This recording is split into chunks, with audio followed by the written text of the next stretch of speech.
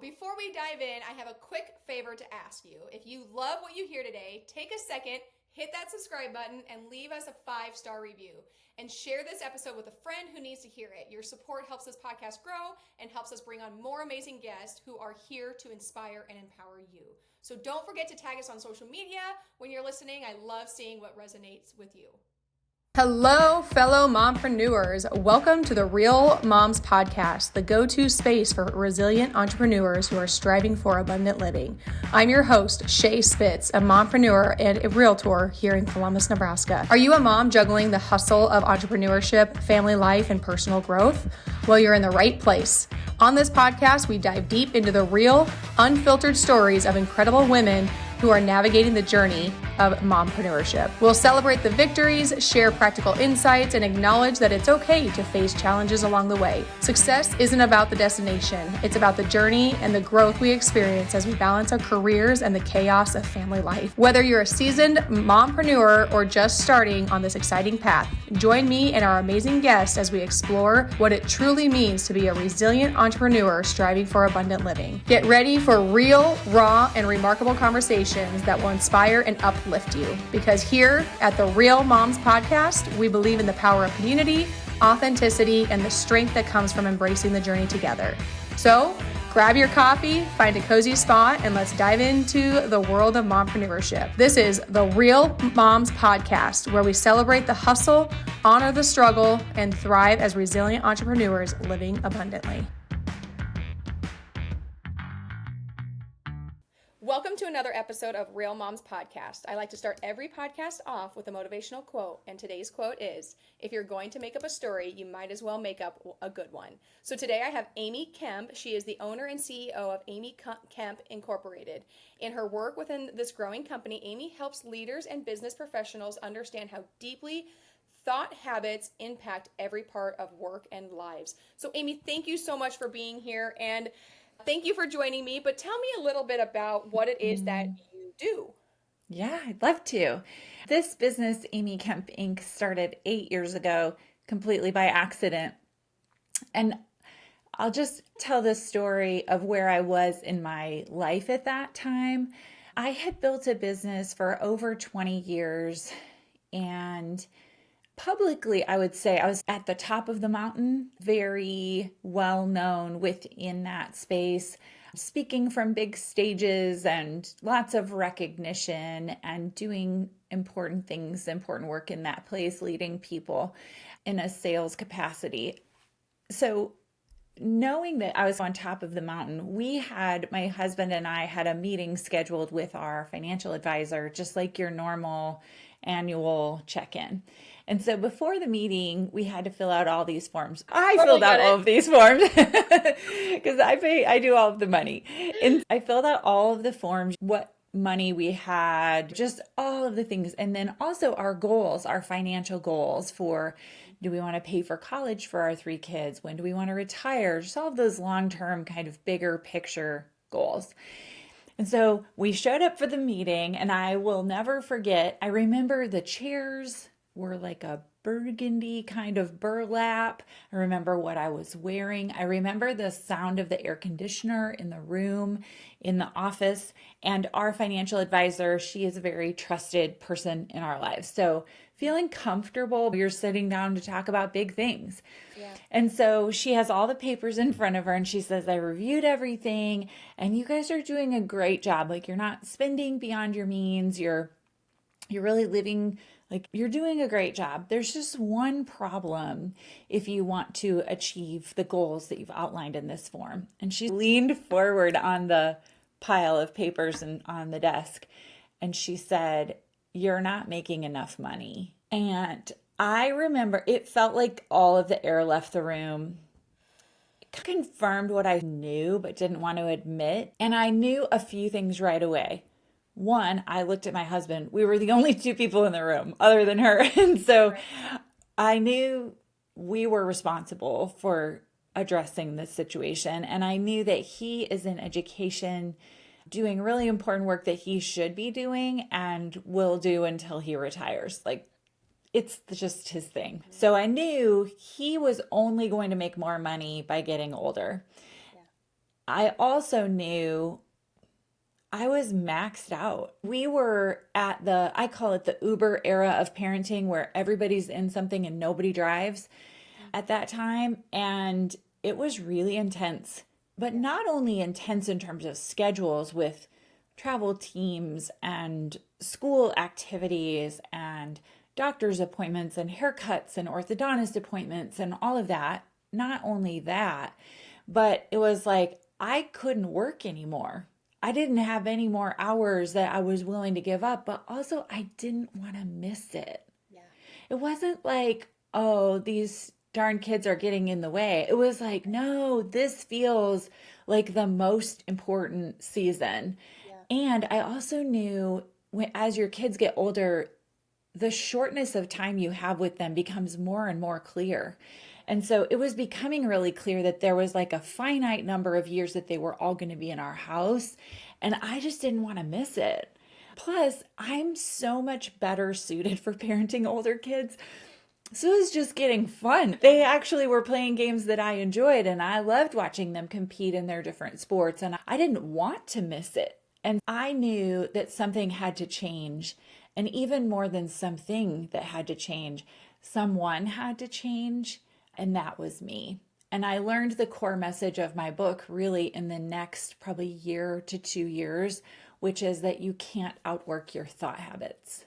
I had some subconscious habits of thinking that I needed to shift and change that were holding me back from creating more without more work. And so that's the origin of the transformation. So go back to when you said you can't outwork your thought habits. What do you mean by that exactly? Yeah. So our brains are fascinating, but we are hardwired to survive. When we do something that creates a positive outcome, our brain creates a groove that says, this is good, repeat it without using any energy. So when we breathe, for example, that's good. So our brain, instead of us having to consciously remember to breathe, it creates a subconscious groove that is repeated and repeated. Awesome. The problem is a lot of our survival habits of thinking that are created through circumstances normally outside of our control or just real life circumstances, either in our childhood or as we're growing a business. Those habits of thinking, when you employ them past the point of needing them to survive, become detrimental, damaging, and actually create resistance to your progress. Yeah. So I'll give you an entrepreneurial example that I see all the time. To start a business, it takes a lot of time and energy, right? It's like getting a plane off the ground. It's a lot of fuel on that front end to just get it off the ground. But if you continue to work like you did when you started a business, past the point of needing it, once you're at cruising altitude, if you imagine a plane kept burning that level of fuel, it would crash and burn. Similarly, entrepreneurs think, okay, I can't let off of the fuel because now I'm not sure I trust that I'm at cruising altitude, or I need this income to survive or to pay my bills. And so they continue to work in ways that eventually become detrimental. Subconsciously, when you act in a way that's contrary to a subconscious habit of thinking, you will feel like your brain is screaming danger. It's like the same thing as if a bear is attacking you in the woods. It's fight or flight survival right inside of us happening at a really cellular level. So the tool I use with my clients is called the Habit Finder. It is a measurement of your subconscious habits of thinking. It tells you where you have risk of falling into certain patterns of thinking, especially entrepreneurs, where it will become detrimental. That's interesting. So that Habit Finder, is that something that our listeners would be able to, is it a free service? Is it something that we pay for? What is that? Super cool. You can take it for free on my website, which is just my name, amykemp.com. At the top, you'll see it says take the free Habit Finder. You'll get your results right away. It gives you this is funny. I'm sure your listeners are overachievers. So there's a number score, which all of my overachievers think is a grade. It is not a grade. You're not failing. You're not, what it's measuring is risk.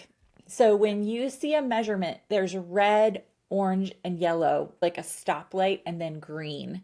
So when you see something that's red, it doesn't mean you're failing or bad or none of that. It means your brain is at high risk of falling into this subconscious habit of thinking. Doesn't mean you always do. It just means if you're not paying attention, you'll quickly go down that road without you even knowing it. Yeah, I was just on a podcast yesterday with Brittany Tortellini, and it's called Unjuggle the Struggle. But she's very similar to what you do. And we were talking about how our brain is definitely designated or designed to protect us. And we talked about the fight or flight back in the caveman days, and getting uncomfortable being comfortable, and get comfortable being uncomfortable. Both those go hand in hand. I like saying get uncomfortable being comfortable, because if you remain in your comfortable state, you're never going to grow. You're never going to step outside that comfort zone. You're never going to take your life and your business and your career to another level. I want to go back. What were you doing prior to? I'm sure you were making good money. You said you were at the top of your game. What were you doing prior? I was leading a sales team, like a nationwide sales team. So I was leading over 1,000 people, working primarily with leaders within the organization, like developing them as they were teaching people how to sell, and then also just selling products themselves. So I really, at that point, my work was mainly in developing women who were in a leadership capacity, and they were leading other people who were selling also. So it was really important, great work. I really learned so much about the experience of women, particularly women who are moms. I was living it as well. I was doing it with them. But the unique experience of women who are both ambitious and deeply committed to the values of raising a family and like tiny humans. Right. And so that really ultimately set you up to where you're at today. I feel like that's just like a perfect transition. So I'm assuming like you're now an entrepreneur, and you went from pretty much corporate rural world, I'm assuming, right? A corporate position to now as an entrepreneur and growing and doing your own thing. Both were more entrepreneurial, even though it was like the experience of both were entrepreneurial, I would say. I've always been working from home, so my experience of work has always fallen more in the entrepreneurial lane for sure. This last 8 years has been different because it's just been a stripped down version of what I was already doing, where I'm working with people now in all different industries, all different kinds of businesses and government and corporate America and nonprofit organizations. But it's interesting how similar the experiences are of women in these spaces. Yeah. You have the control of your own finances. What did that shift look like? So you're sitting there talking to your financial advisor, and Oh she my just leans in gosh. and she says, you don't make enough money. So it's interesting because I handle our finances in our relationship as well. And we were actually meeting with our attorney just to update our will and stuff.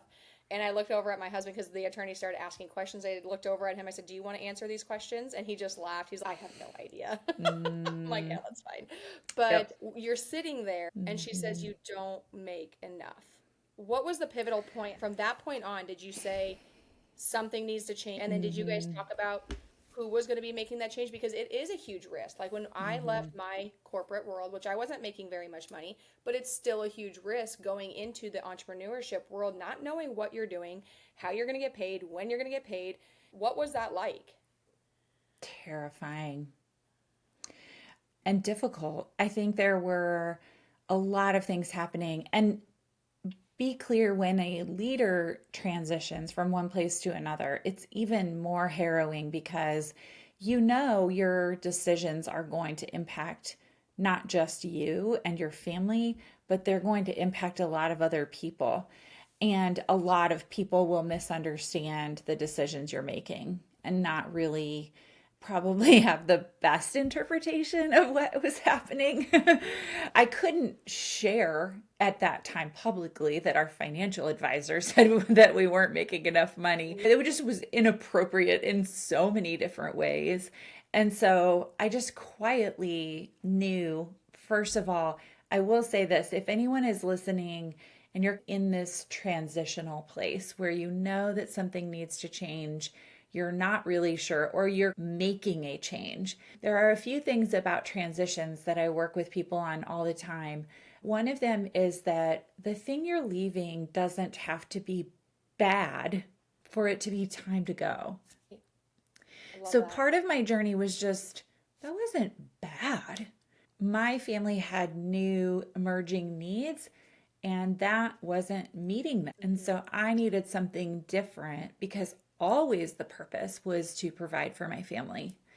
So that's one thing, is just really sitting in that uncomfortable tension of not making the thing bad or good.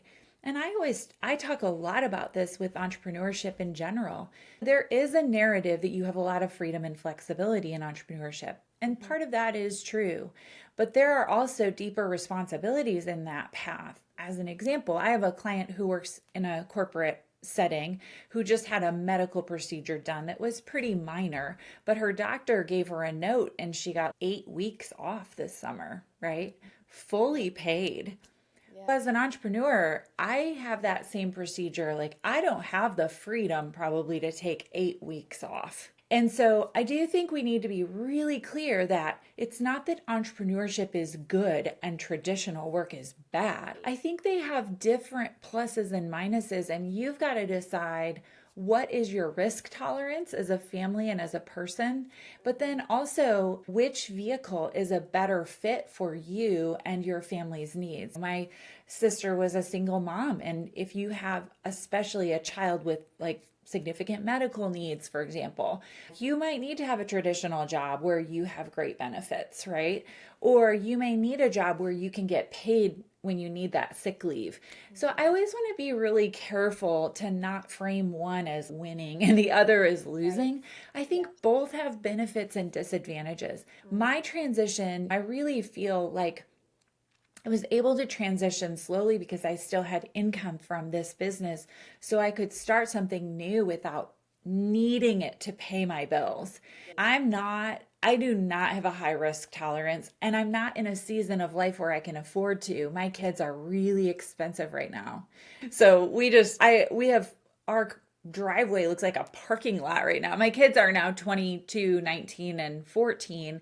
Yeah. And also one is in college, one just graduated. But like the one in college, I just bought 3 pairs of shoes for his size 13 feet yesterday because he needed 3 pairs of shoes. So I'm just saying, I don't have the luxury, and I never have for the last 22 years, of making decisions about business just through what I wanted and my ambition. There was like a larger picture I needed to take into account in making those decisions, and what the risk tolerance was for our family as well. I want to talk a little bit more about your book. Your book is called I See You. And so how did you come up with the name? And talk a little bit more about the book and what inspired you to actually write a book. Because I think there's so many, not just women, but business owners in general, or people in general, who want to write a book. They want to tell their story. They want to be able to help other people, but they don't know where to start, how to begin, anything like that. So what inspired you, and how did you get to actually writing a book? Yeah. I'll start with the story of the title. It's a really great story. I was at a local community event and was introduced to a woman I had known from afar in our community. It was like a networking event, and we had a really quick conversation, but I really liked her. And so I reached out to her and just said, I'd love to have a cup of coffee, and ended up meeting her at the local coffee shop. So for an hour, we sat and talked, and I just listened to her professional and personal story and about her family and her kids and all of that. This is a woman who, she sits at some really important tables. Her decisions impact thousands of people. She is publicly visible, I'd say, newspapers, like just all of the media, social media, because of her position. And we were talking about 55 minutes and she brusquely interrupted me and she said, "Why did you invite me to coffee today?" And I said the first thing that came to my mind. I just said, "Because I see you." And she put her head in her hands and just wept. And it was for like a long time, it felt to me. And then she sat up and kind of brushed her eyes off and collected herself. And she said, "Thank you. So few people do." And so that's the person I wrote this book for. It's this woman who everyone sees, but no one really sees the life experience she's having. But I do. Those are my people, and those are the people that I serve. So that was really the inspiration for the title of the book. The creation of the book came from multiple different places. One, just a lifelong dream. I'm an English major. I have a master's degree in English literature. I love to read. I love books. I love words. So just that kind of nerdy part of me always wanted to do this writing. But also people ask how long it took me to write the book. And I say 25 years. And I've been doing this work for so long, holding space for women. I wanted to create a place where people could enter the work I do with Habits of Thinking that was very low risk, very low price, like a foyer. You could come into the house and just look around, see if it's a place you want to sit down for a while and have a cup of coffee, or see if it's somewhere you'd like to stay. But also for those people who can't afford the actual coaching work that I do, it's a way for them to experience the feel of what it feels like to work with me. There are also just some larger themes that I wanted to capture in a way that could be preserved and used in my work. Themes around the constant tension of being an ambitious woman and having a family that you care about deeply. Not even just children if you don't have children, but it could be elderly parents or people that you caretake for. These two conflicting feelings of, I want to go back to work and get out of this house away from this baby so bad. Like I want to run because I'm so exhausted from caretaking. But also, I will absolutely claw your eyes out if you come near this baby, and I don't want to leave this baby. And just what is that? How do you live with both of those things happening inside of you at the same time? But also learning to set goals and teaching women to set goals that have boundaries. Yes. We have relationships with our businesses, just like we do with people. You cannot be in a healthy relationship with something without boundaries. Right. Therefore, when you are both a mom or wife or caretaker in any capacity and a business owner, every goal that you set must take into account the fullness of your life experience. You can't just say, I'm going to ignore these people for 3 years while I build this business. We don't have the luxury to do that as women. No. I don't want to. I didn't want to. And when I'm setting a goal, like my goal right now is to work like a teacher. So I work from 8 to 3 Monday through Friday. I work not on the weekends. And then I do light summers. I still work in the summer, but much lighter schedule. And I don't do my group coaching in the summer. I take a break from that. So I want to work like a teacher, those kinds of hours, breaks when my kids have them, that kind of thing, but get paid like a CEO. Yeah. So if I just have the goal of getting paid like the CEO, I'll do it. I'm really good at it. I'm actually really good at building businesses. The problem is it rams right into the other priorities and values of my life. And so both of those things must be taken into account when I'm making decisions about whether something's a yes or a no. Now, does that mean I never do anything ever in the weekend? No, that's crazy, right? Like I'm going to Atlanta to speak at an event coming up in a few months. Obviously, I'm doing that event in the evening. It's not Yeah. ridiculous. I'm just saying, in general, the vast majority Right. of my work happens during those times. So I Yeah. work a lot with my clients. Even if the business is very tiny, it's like I want to add $1,000 a month of income while working 2 to 4 hours a week. I want to increase my income by $5,000 a month while taking Fridays off every week. Yeah. Yeah. But there's gotta be boundaries on those goals. You cannot ignore the needs of your family as you are thinking about your business. What do you think happens when people do ignore that? Because it's so easy to Mhm. get caught up in your business and focus on business and, oh, I need to get this up on the up and going because I'm doing this for my family. But then, and I'm at fault for this too, because you get so focused on your business and it's a business relationship, but you also forget that, hey, you still have a relationship with your kids and your significant other, and Mhm. over time that gets strained and that can crumble. So Yeah. I'm assuming you see that, and what is some advice for people who are stuck and not sure how to set those boundaries? You can always renegotiate at any time. And this is not a one time decision. I'm making decisions today, every single day, to enforce those boundaries. So Yeah. this is not like I make the decision and then it's done. I tell the story in my book about this amazing client, prospective client who I had a call with. She's my people. I was like, whoa. And she really needed the work I do. Yeah. We had the most amazing conversation. She says, I don't even need to talk to my husband. This is a yes. I would like to move forward. I say, great, let's schedule your first call. She says, okay, I can only meet after 6 p.m. during the week. And No. so then I'm like, oh, Yep. it's not like I made the decision and then I'm done. It Yeah. is a daily decision that I'm Yeah. walking out. So if you are in a place right now where things have gotten out of whack, you get to choose again tomorrow and the next Mhm. day and the next day. You can always renegotiate. Now, that being said, what are the symptoms? Often it is the most common symptom is when your business is like a zoom eek. It goes really grows and then it stops for a while. And then it grows and then it stops. Or the results are very inconsistent. It's Yeah. because you work, then you go, holy crap, I'm ignoring these really important things.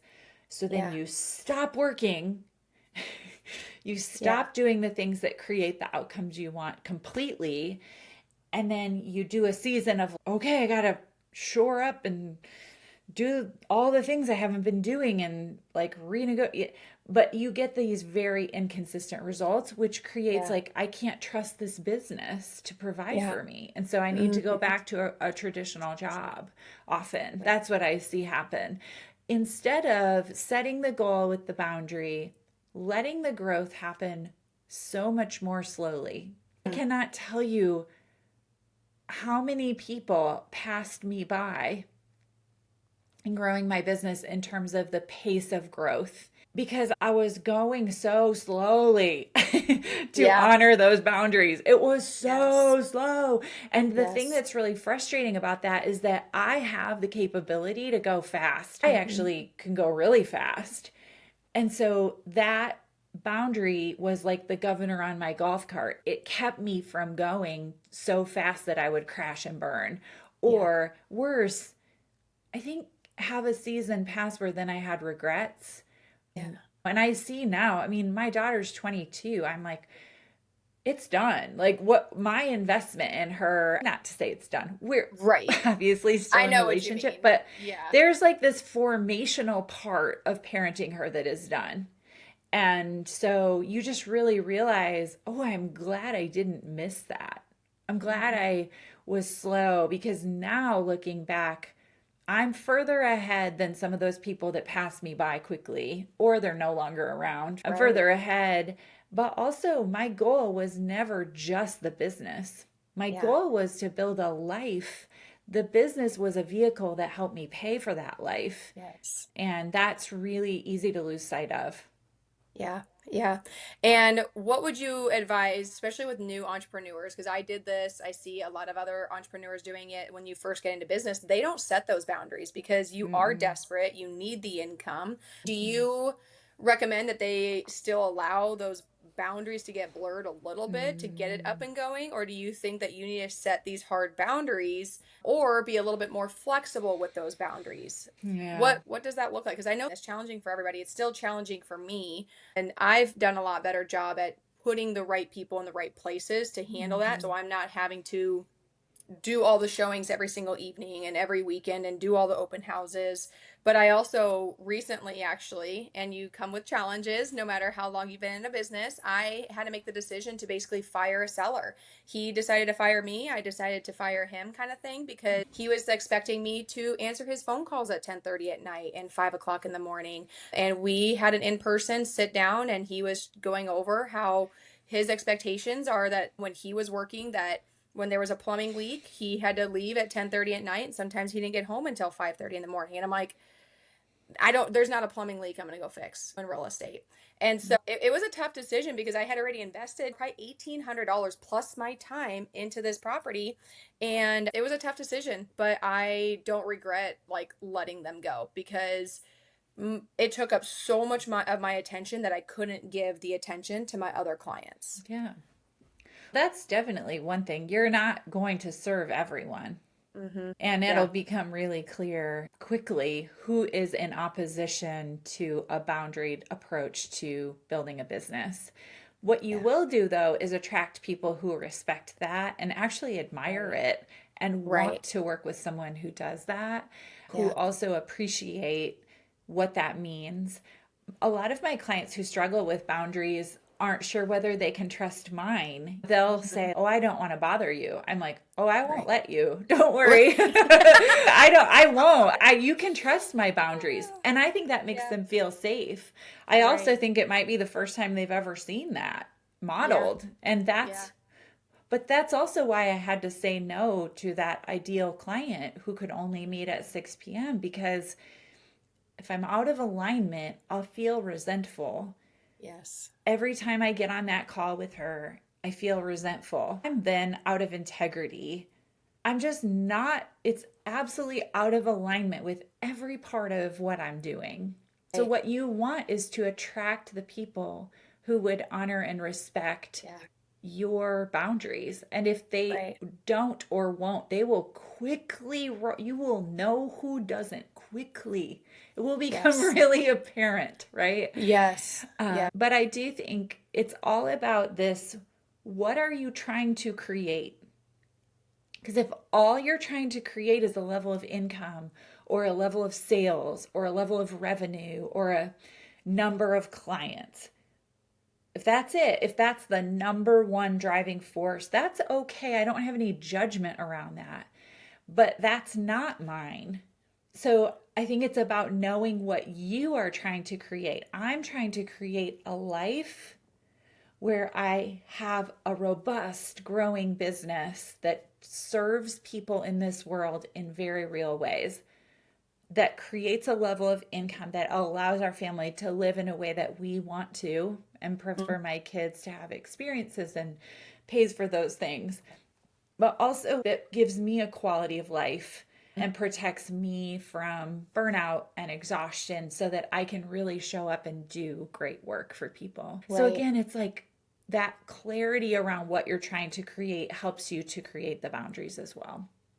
Now, so that's awesome that you say, "Oh, I won't let you." But how do you not let somebody? I Mm. love that. I really do. But how do you not let somebody? Because I'm sure somebody might still text you after your hours or maybe give you a call.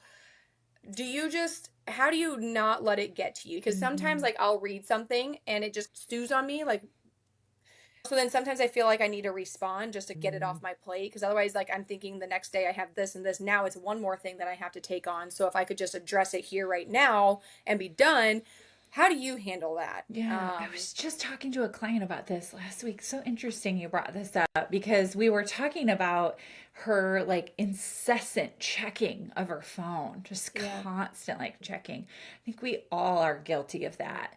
I never would be so naive to say you're never going to answer a text or call or a message from a client outside of those hours. Never. That's, first of all, it's a really systemic thinking of all or nothing.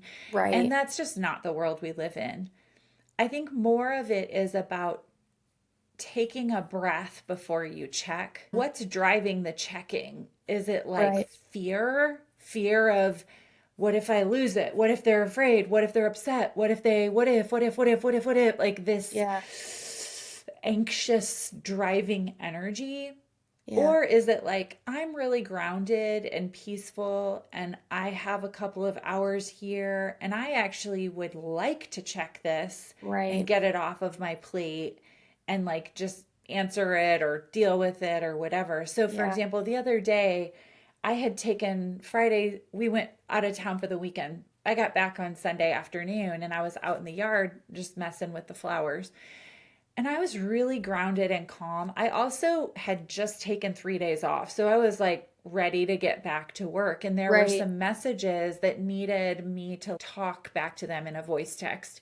And so I was like more than happy to do that at that time. Again, I'm not being rigid. Boundaries aren't rigid. They're not like cement blocks. Boundaries, to me, one of my favorite authors writes and describes a boundary more like the outside of a cell, like in biology, a cell, where it's very permeable and it moves. It's constantly adapting to its environment, but it's protective. It allows things in. It also keeps things out. It's not a wall. It's not like a rigid wall, but you've got to get to a place with your relationship with your business where you can trust yourself. I've done that work it took me a while to get there where I could trust myself. I also constantly am checking like, from what energy am I making this decision? Is it obligation? Is it fear? Is it scarcity? Or is it like, I'm very peaceful and grounded right now. I want to do this. This feels like a great time for me to do this. That's totally different. Yeah. That's interesting. Yeah, I love that. And I recently had this come up. Gosh, when did that happen? Where I don't remember what it was, but even like last night, we were with family and I had a client who texted me and said, "Hey, do you have 5 minutes?" And I was like, "Nope, I'm not going to deal with this right now. We're with family." Well, on my way home, I was with my kids, but I literally texted her. I said, "Hey, I got a couple minutes before I get home. Let's jump on a call quick." So we did do that. But the boundaries, I like how you say, is not set in stone. It is not like a definitive. And the other thing that I love is that now iPhones, you can pre-schedule text messages, because sometimes for me, if it's just, hey, I need to respond to this person because I want to get it off my chest and I don't want to have to deal with it tomorrow, but it's 10 o'clock at night and I'm not going to respond to them and have them respond back. So I can pre-schedule it for tomorrow at 8:30. It has been a game changer for me. Or a lot of times, like I'm up early in the morning, so my mind is go. I try not to look at my phone, but occasionally I do because I have to get into my Bible app and then the notifications are right there. But if there's something that I feel like I have to get off my chest before I can go do my focus on my Bible reading and then going and working out, I can pre-schedule it. And it has just been such a game changer for me anyway. And that's been a huge thing. And I absolutely love it. Yeah, unless you're a brain surgeon, no one's going to die. I think there's a reality to our brains telling us the importance of that text message. And I think you can teach people how to treat you. And you can teach people your availability. And they will start to, without being angry or upset, most people are like, oh, okay. Yeah. Or they learn the cadence. I have one friend, it's funny. I have one friend who I know she'll never answer a text. It'll take her 2 days every time. She's very consistent. I know she'll get back to me. I'm not worried about it. That was so funny. But it takes 2 days. We're going to an event and I was inviting a group of people. And so I was like seeing who wanted to go. Of course, she's the last one, but that's okay. Like, I know that. And what she's teaching me That's my cadence of Yeah. communication. And you can do the Yeah. same thing with your clients and your business. You can teach them what they can expect from you. Now, if you're in a business where it really is like someone's basement is flooding or they really are having a crisis, that's different. But those Right. jobs usually also come with some sort of shift work where you can take time off because you can't be on Right. call 24 hours a day. No. Nobody, Yeah. yeah, And that's like I tell my clients too, like I'm usually not going to respond to you after 6 o'clock or before 8 a.m. That's typically not, unless we're in like a negotiation yeah, situation, whether I have the yeah, buyer or the seller and we have to negotiate. That's a time constraint that my husband understands, obviously, but that's something that I started implementing not too long ago in all yeah. reality. And I try to be very firm on it. And it depends on the client too. I'm sure you as well. You can pick up on who's going to maybe try to abuse that boundaries, even if you were to respond after that 6 o'clock or whatever your time frame is. But you just have to feel them out. But you also need to respect your own time and your family's time as well. Yeah. And there are also times like in different jobs where you know you're going to be working evenings. So maybe your boundary is different where it's I'm going to work evenings 2 nights a week Yeah. or I'm going to do Tuesday and Thursday or whatever. It doesn't matter. There's no right or wrong. That's the whole thing. This is a Right. relationship.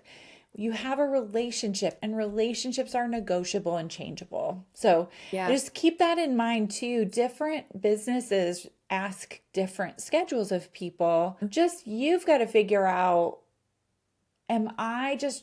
I write about this in my book too. Am I a vending machine here where people are just coming to me and sending a message and getting a response? And I'm teaching them, Right. it's like Pavlov. I'm just teaching them that they're going to get an instant response. And then Right. I'm resentful that I'm always on my phone. Mhm. Is it really the people or do you need to feel needed? And so you're Right. responding right away and you're creating a Yes. situation that you resent. Yes. And even if you're not resenting it, your family might eventually. They may not Exactly. show it right away, but over time, it does they feel It's jaded. annoying. Yeah, it is Hmm. annoying. And again, it's something that I've recently experienced as well. And my priorities and my boundaries have really had to change and I've had to adjust because you realize what actually is important in your life. But tell me, what are so we're obviously talking about boundaries right now. And then you Hmm. also encourage your readers to do a lot of things that feels easy to you and astonishes everyone else. Can you tell me more Hmm. about that? Yeah, we don't do a great job as human beings of recognizing our areas of natural genius. We don't see ourselves very clearly.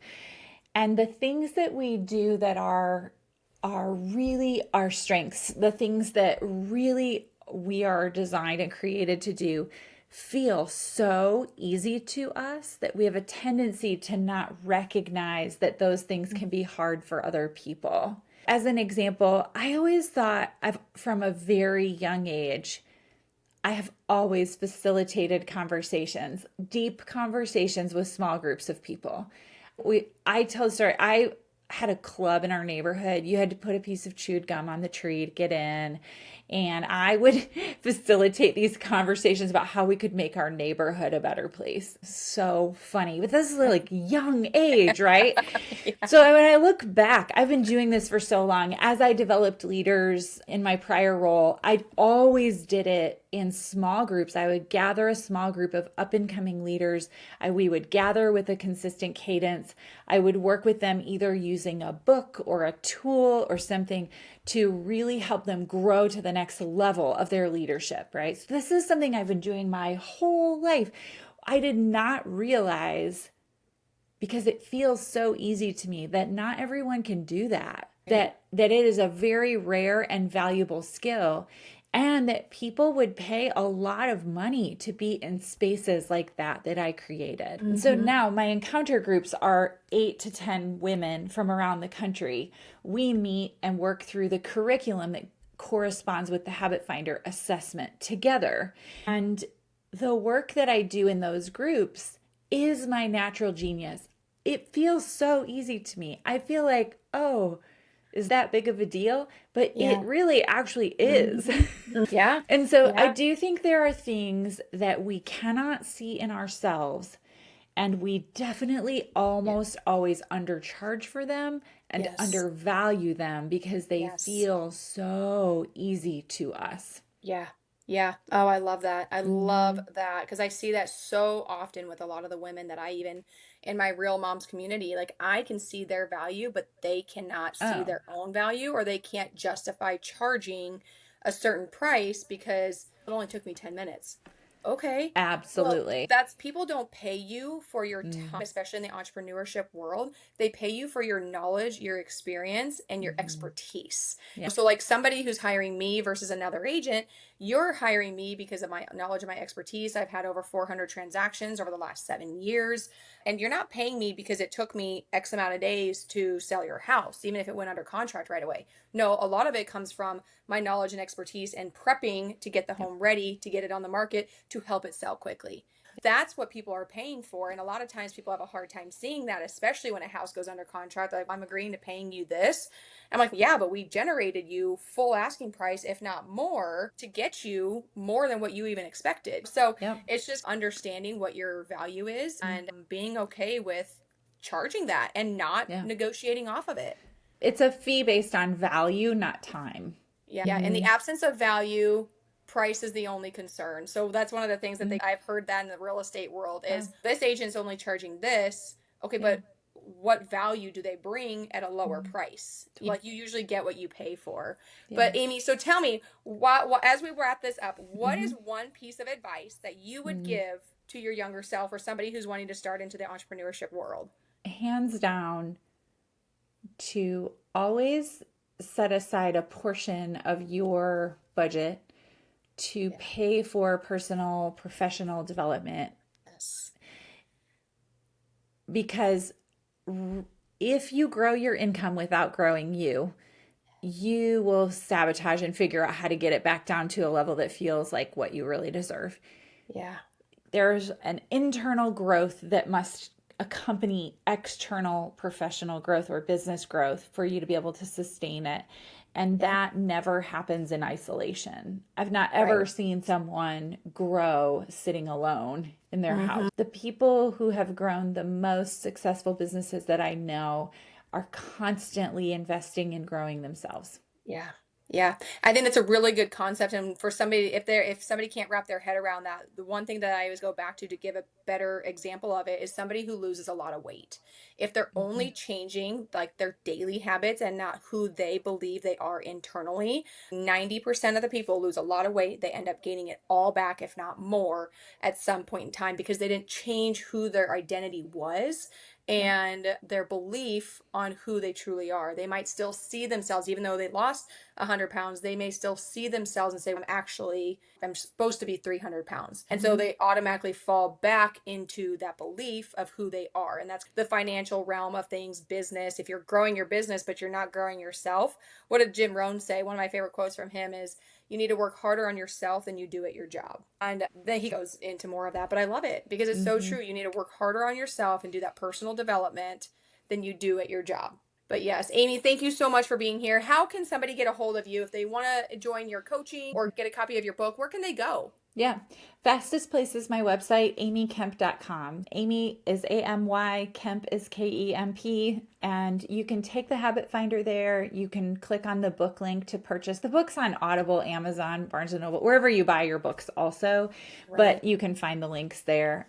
And then really, I just would invite you into this world and this work I do through that door of my website. That's amazing. And how long does that course thing take or the questionnaire? Because I'm going to do it. So I just want to prepare myself. Like 5 to 10 minutes. It's pretty short. Yeah. Perfect. It won't take you long. The results that you get are quite interesting. I'll be really curious to see yours and just to see. I'll let you know. It's fascinating. It's really fascinating. Yes. I assume you get a copy of it too? I do. Yes. Okay. Yeah. I'll be eagerly waiting. Yes, I'm going to do it. I really appreciate you being here and sharing all of this. If anybody is obviously interested in working with you, please go to amykemp.com. You can find her book there. You can purchase it online and then find more information about Amy and how she does her business as well. So thank you so much for being here, Amy, and I hope you have a wonderful day. Thanks, Shae. And that wraps up another inspiring episode of the Real Moms Podcast. A huge thank you to our incredible guests for sharing their story and insights today. If you found value in today's conversation, don't forget to hit that subscribe button so you never miss an episode. And hey, sharing is caring, right? Share this podcast with your fellow mompreneurs, friends, and anyone who you feel could use a dose of inspiration. Share it on your social media as well. But most importantly, if you found this episode helpful, please, please, please leave me a 5-star review. This helps get our information out to those who have never heard or seen us before. Are you feeling inspired and you're sure that you could add some value to the podcast? Shoot me a message and let's talk. We love hearing from you. So connect with us on social media. Tag me at Shae J Spitz, that's ShaeJSpitz, and share your thoughts and takeaways, or even suggest topics you'd like to have us explore more in the future episodes. Remember, you're not alone on this journey. Your resilience is your strength, and your pursuit of abundant living is truly remarkable. As always, keep thriving, keep growing, and keep embracing the beautiful chaos of being a mompreneur. Until next time, take care, stay real, and keep living abundantly.